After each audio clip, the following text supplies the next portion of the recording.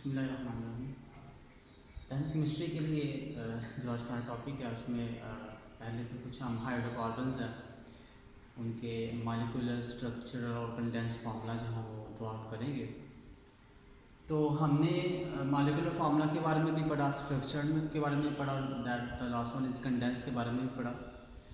तब कुछ हाइड्रोकार्बन्स हैं, हम हाइड्रोकार्बन्स के नेम भी डिस्कस करते हैं, उनकी स्ट्रक्चर और मॉलिक्यूलर स्ट्रक्चर कंडेंस फार्मूला। तब देखिए हमारे पास the first one is hydrocarbon is methane. ठीक है, पहला जो हाइड्रोकार्बन है इसका नाम है मीथेन।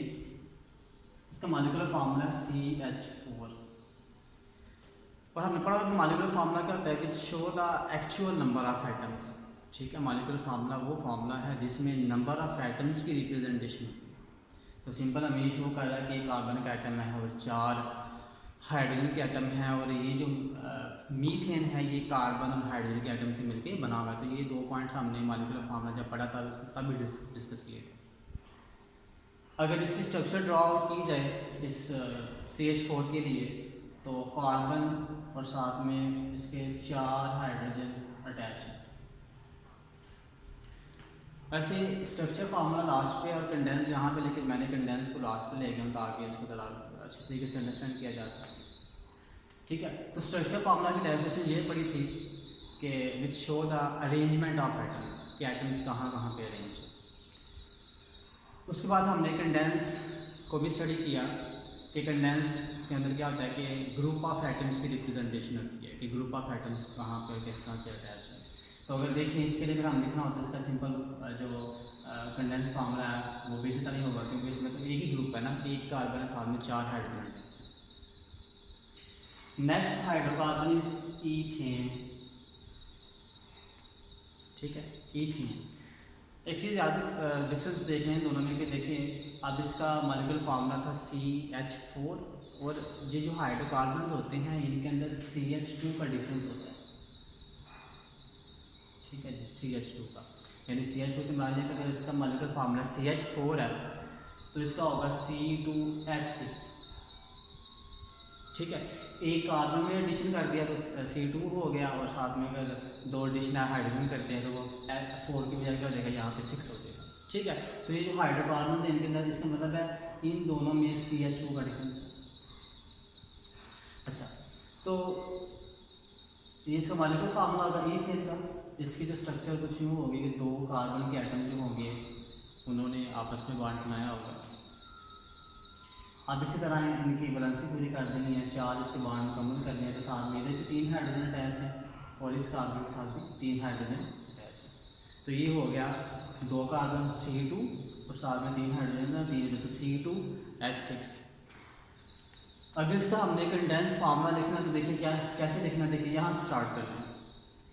1 2 3 हाइड्रोजन H3, उसके बाद फिर ये वाली कार्बन जिसके साथ अटैच है H3C, फिर ये वाला सिंगल बॉन्ड, उसके बाद फिर ये कार्बन और साथ में ये जो 3 हाइड्रोजन अटैच है ये वाले 3, यानी कितने हो गए H3।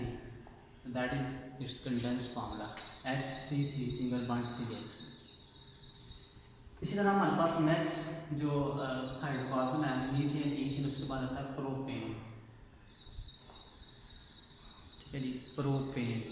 उसी तरह CH2 का डिफरेंस होगा तो इसका मॉलिक्यूलर फार्मूला होगा C3 और H8। ठीक है, उसी तरह क्या करेंगे, 3 कार्बन जो है वो स्टेट चेन में होंगे और बाकी 7 इनकी हाइड्रोजन मुकम्मल कर देंगे।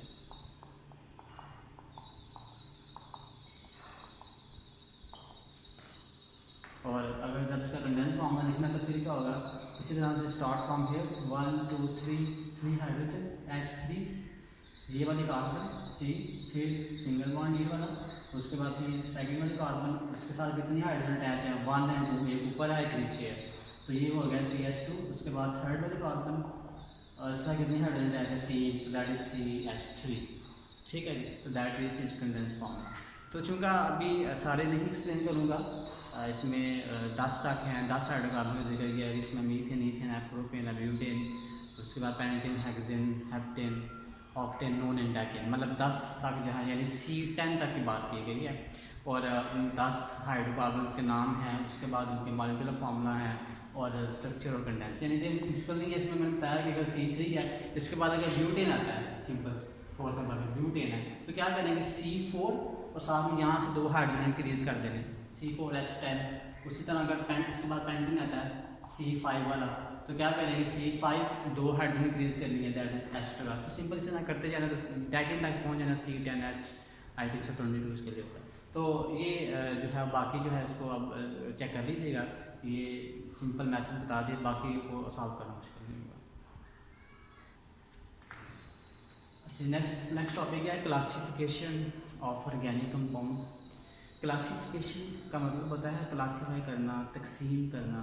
तो ऑर्गेनिक कंपाउंड्स की क्लासिफिकेशन किस तरह से गई है, तो देखते हैं ज़रा इसको। तो कहता है जितने भी ऑर्गेनिक कंपाउंड्स हैं उनको 2 बड़ी कैटेगरीज में डिवाइड किया गया है।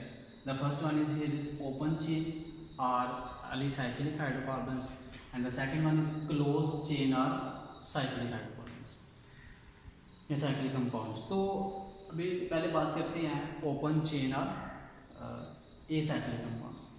तो कहता है ओपन चेन और एसाइक्लिक कंपाउंड्स ऐसे कंपाउंड होते हैं कि जिसमें चेन के अंदर जो एंड वाली कार्बन है, मतलब स्टार्टिंग में भी जो स्टार्ट में जो कार्बन है, इसके अलावा जो एंड पे कार्बन, कहता है ये दोनों आपस में बॉन्डेड नहीं होती, यानी दोनों जो हैं वो ओपन होती हैं, स्टार्ट से भी और लास्ट में।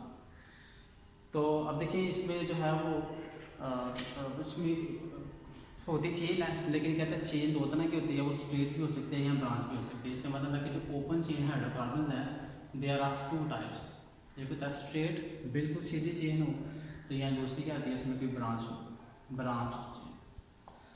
अगर स्ट्रेट चेन है, देखें अगर बिल फर्ज मैं कहता हूँ C4H10, तो क्या करेंगे इसके लिए 4 हाइड्रोजन 1 2 3 4, और इसके साथ जो है वो हमने हाइड्रोजन अटैच कर देंगे।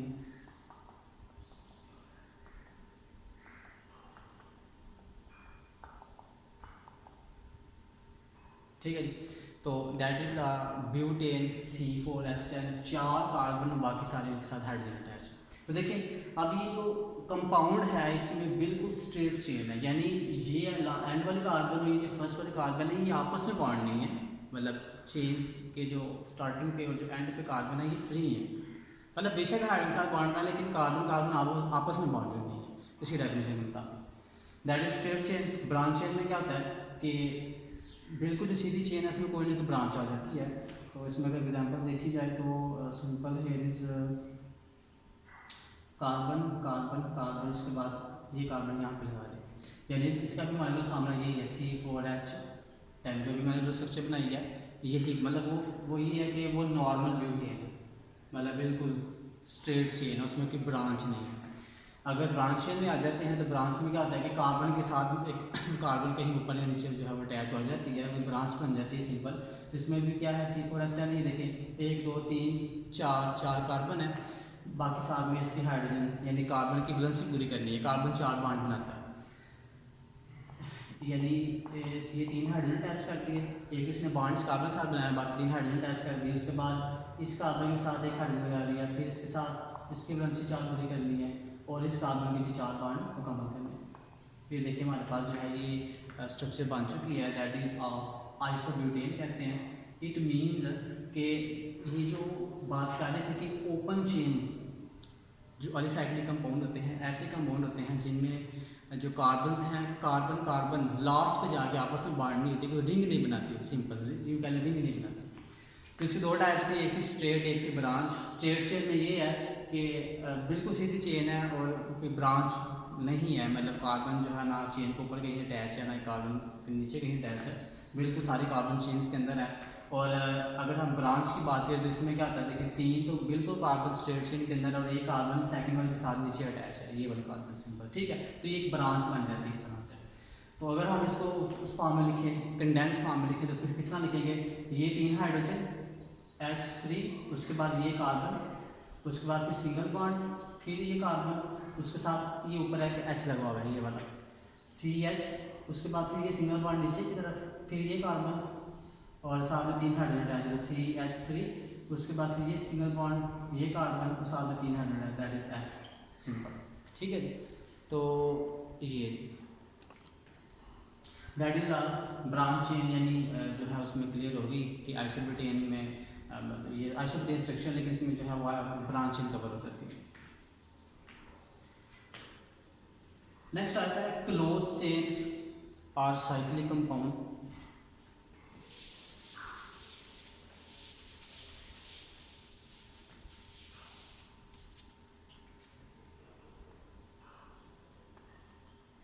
तो हमें नाम से ही पता चल रहा है कि जो लास्ट पे या फर्स्ट पे जो कार्बन है ये आपस में किसी तरह से बॉन्ड बना के मतलब चेन को क्लोज कर देती है, सिंपल।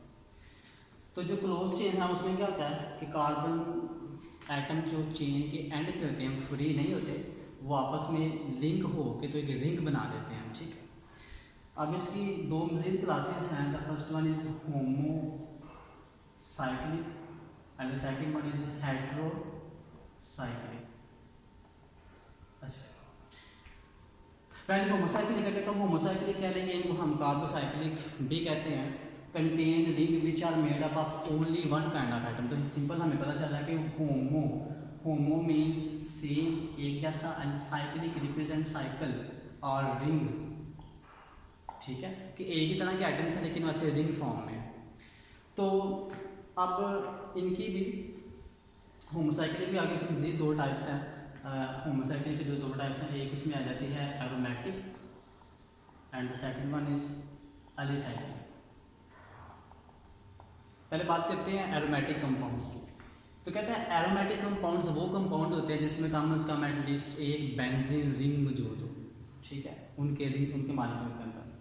और जो एक बेंजीन रिंग बना होता है, बेंजीन रिंग जो होता है वो 6 कार्बन एटम से मिलकर बना होता है। उसमें जो है वो अल्टरनेटिंग डबल बॉन्ड होते हैं, यानी इस तरह से स्ट्रक्चर होती है उसकी। इट मीन्स कि यहाँ पे कार्बन है, यहाँ पे कार्बन है, फिर यहाँ पे, फिर यहाँ पे, फिर यहाँ पे, फिर यहाँ पे, 6 कार्बन हो गई।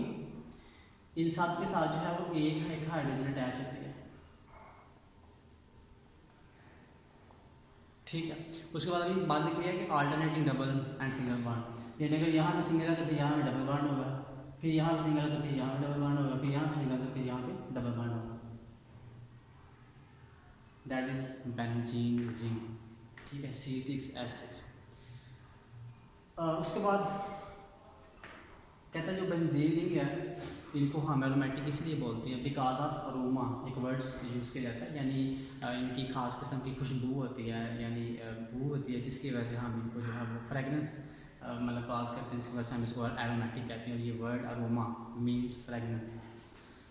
एक तो इन्होंने एग्जांपल बेंजीन की दी है इसमें एरोमेटिक के अंदर। Second one is here is कि अगर दो रिंग आपस में अटैच हो जाते हैं इस तरह से, दैट इज नेफ्थलीन। ठीक है, ये स्ट्रक्चर है नेफ्थलीन की। तो इट मीन्स कि देखिए अब यहाँ पे जो कार्बन है, सारे कार्बन क्या है आपस में बॉन्डेड है। ठीक है, ये तो नहीं कि मतलब स्टेट चेन है या ब्रांच चेन, नहीं, कि जो कार्बन है वो एंड और लास्ट बिल्कुल उन्होंने आपस में बॉन्ड बनाया, वो आपस में लिंक रखने का। ये थी एरोमेटिक। इसकी दूसरी टाइप है एलिसाइक्लिक। एलिसाइक्लिक ऐसे होते हैं कि जिसमें बेंजीन रिंग मौजूद ना हो। ठीक है, एलिसाइक्लिक का बोला जिसमें बेंजीन रिंग मौजूद ना हो उनको जो है वो हम एलिसाइक्लिक कंपाउंड कहते हैं। तो इसमें एग्जांपल हमें दी गई है एलिसाइक्लिक के लिए, that is CH2 single bond CH2, फिर CH2 और साथ में यहाँ पे फिर CH2। और इसको जो है हम साइक्लो ब्यूटेन भी कहते हैं। और ब्यूटेन इसलिए कहा कि 4 कार्बन है, 1 2 3 4 वाले कार्बन है, और साथ में 10 हाइड्रोजन है, 2 4 6। और यहाँ पे जो है वो C4 नहीं, इसमें ये है कि चूँकि अगर इनकी बैलेंसी देखी जाए तो कार्बन को चूँकि उन्होंने आपस में बॉन्ड बना दिया होगा। कार्बन की बैलेंसी पूरी करने के फोर्थ अगर इसको स्ट्रक्चर देखा जाए तो ऑलरेडी बैलेंसी पूरी है, इसमें जो है वो स्पेस अवेलेबल नहीं है, यानी कि 2 हाइड्रोजन की जगह पे क्या है कार्बन कार्बन आपस में बॉन्डिंग हुई है। इसी तरह हमारे पास एक और स्ट्रक्चर इसके लिए है, दैट इज साइक्लोहेक्सेन।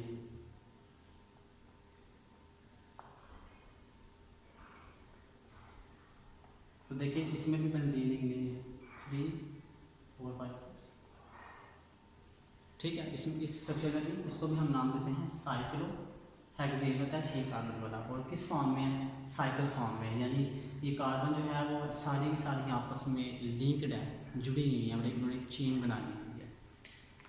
और इसमें भी बेंजीनिंग नहीं है, और बेंजीनिंग अभी डिस्कस किया कि बेंजीनिंग क्या होता है, जिसमें जो है वो 6 कार्बन होती हैं, 6 हाइड्रोजन होती हैं, और फिर alternating double and single bond, लेकिन इसमें ऐसा नहीं है, डबल एंड सिंगल बॉन्ड नहीं है, जिसकी वजह से ये बेंजीनिंग नहीं है।